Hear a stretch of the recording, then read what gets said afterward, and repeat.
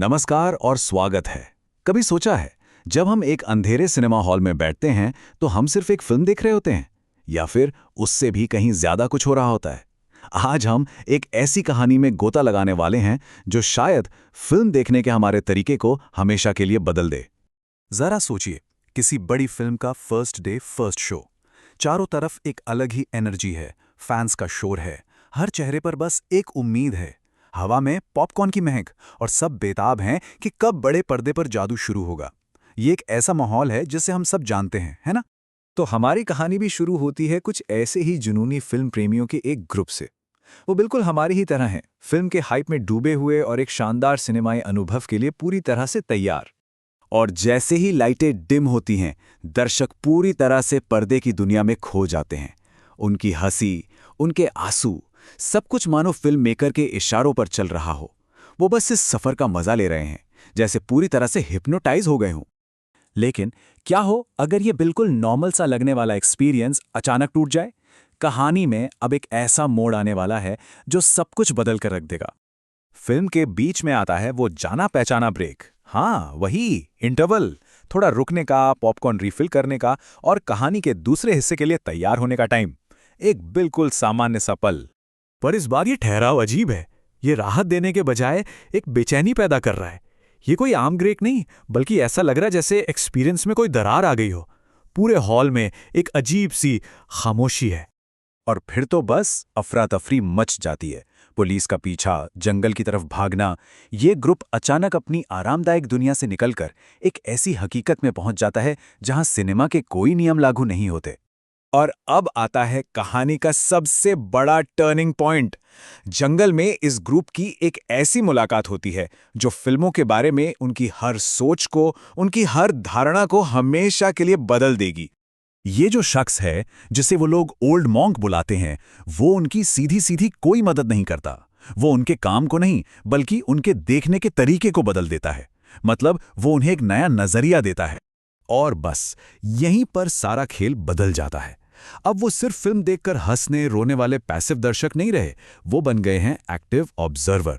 अब उन्हें साफ साफ दिख रहा है कि कैसे कैमरा एंगल, म्यूजिक और एडिटिंग का इस्तेमाल करके उनकी भावनाओं को कंट्रोल किया जा रहा था। यूं समझिए कि अब वो जादूगर के हाथ की सफाई को पकड़ पा रहे हैं। ये जो नई समझ है ना, अब ये सिर्फ एक सोच नहीं रह जाती, ये बदल जाती है एक विद्रोह में, एक बगावत में। और ये बगावत है उस पूरे सिस्टम के खिलाफ जो ये फिल्में बनाता है। उनका ये विद्रोह धीरे धीरे और बड़ा होता जाता है। शुरुआत होती है लोकल सिनेमा घरों में छोटी मोटी रुकावटें डालने से, फिर वो दूसरे दर्शकों को भी जगाने की कोशिश करते हैं, और आखिर में वो इंडस्ट्री की जड़ पर हमला करते हैं, यानी प्रोडक्शन लैब्स, जहां ये फिल्में बनती हैं। लेकिन जाहिर है सिस्टम भी चुपचाप नहीं बैठेगा। फिल्म इंडस्ट्री अपनी रक्षा के लिए अपने सबसे बड़े हथियार का इस्तेमाल करती है, और वो हैं फैंस।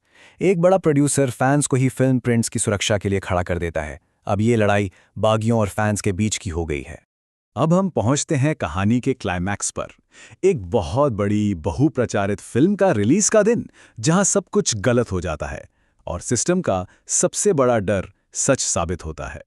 जरा सोच कर देखिए, देश भर के थिएटर्स खचाखच भरे हुए हैं, शो का टाइम हो गया है और पर्दा काला का काला रह जाता है। कोई तस्वीर नहीं, कोई आवाज नहीं, सिर्फ एक गहरी चुभने वाली खामोशी। दर्शकों की सारी उम्मीदें एक पल में टूटकर बिखर जाती हैं। तो क्या होता है जब सिस्टम लोगों की सोच पर से अपना कंट्रोल खो देता है? उस अंधेरे हॉल में एक कट्टर फैन और एक आम दर्शक के बीच कोई फर्क नहीं रह जाता। हर कोई बस एक ही खालीपन को घूर रहा है, कंफ्यूज्ड और अकेला। इस एक घटना से ना पूरी फिल्म इंडस्ट्री में जैसे भूचाल आ जाता है और दो पक्ष बन जाते हैं। एक पक्ष कहता है कि भाई हमें तो दर्शकों की मांग पूरी करनी है और अपने पैसों को बचाना है, चाहे जैसे भी हो। जबकि दूसरा पक्ष ये सवाल उठाता है कि क्या हम सिर्फ फाइनल प्रोडक्ट पर इतना ज्यादा ध्यान दे रहे हैं कि हम बनाने की कला को, उस पूरी प्रक्रिया को ही भूल गए हैं। और यहीं मिलता है इस कहानी का सबसे बड़ा सबक, सबसे बड़ा रहस्योद्घाटन। फिल्म सिर्फ वो नहीं है जो हम पर्दे पर देखते हैं।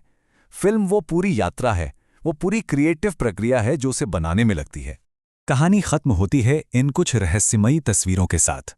एक दरवाजा, एक टीवी, एक फ्रिज और एक बजती हुई घंटी। इन अलग अलग सीन्स का क्या मतलब है, ये हमारी अपनी समझ और कल्पना पर छोड़ दिया गया है। तो अगली बार जब कोई फिल्म देखें तो खुद से ये सवाल पूछें, क्या हम सिर्फ एक बने बनाए प्रोडक्ट को कंज्यूम कर रहे हैं या हम एक पूरी कलात्मक प्रक्रिया के गवाह बन रहे हैं? इस पर जरूर सोचिएगा।